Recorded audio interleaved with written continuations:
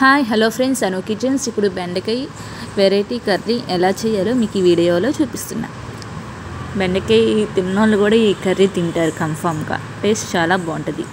బెండకాయలు మీడియం సైజులో కట్ చేసి పక్కన పెట్టుకొని ఫస్ట్ కళాయి తీసుకొని ఆయిల్ వేసుకొని తగినంత బెండకాయ ముక్కలు వేసుకొని ఫస్ట్ ఫ్రై చేయాలి.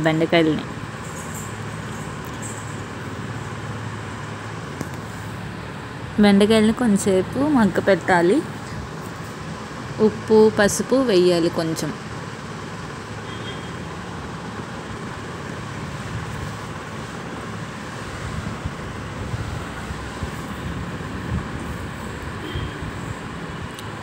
హాఫ్ స్పూన్ సాల్ట్, కొంచెం పసుపు వేసి కొంచెం కలిపేసి మూత పెట్టి ఒక 10 నిమిషాలు అలా ఉంచాలి. మగ్గ పెట్టాలి ఒక 10 మినిట్స్. చూసారు కదా, 10 మినిట్స్ ఇలా ఉంచితే ఎంత బాగా మగ్గినాయో. ఈ మగ్గిని పక్కన పెట్టుకోవాలి. ఈలోపు మనం ఉల్లిపాయ, టమాటా, పచ్చిమిరపకాయలు కటింగ్ చేసుకొని పక్కన పెట్టుకోవాలి.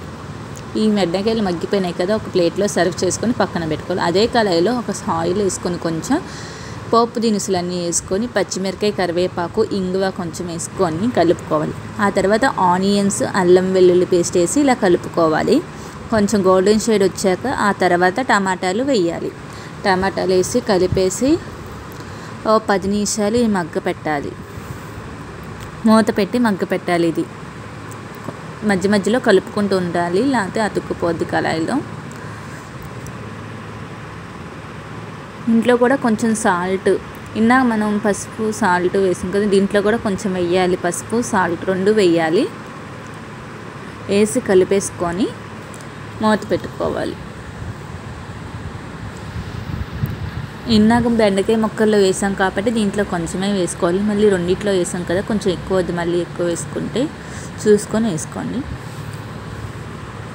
తగినంత వేసుకోండి సాల్ట్. వేసుకొని ఇలా కలిపేసుకొని ఒక 10 మినిట్స్, ఇది కూడా ఒక 10 మినిట్స్ అలా ఉంచేయాలి మూత పెట్టేసి. చూసారు కదా ఎంత బాగా మగ్గిపోయిందో. ఇది ఉల్లిపాయ, టమాటా ఇలా బాగా మగ్గిపోయిన తర్వాత కారం ఒక 2 స్పూన్స్ వేసుకోండి. కారం తగినంత కారం వేసుకోవాలి.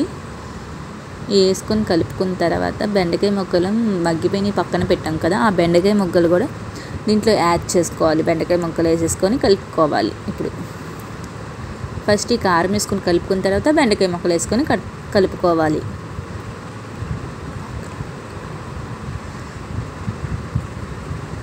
చూసారా, చూస్తుంటే నోరు ఊడిపోతుంది. బెండకాయ కర్రీ యమ్మీ యమ్మీ.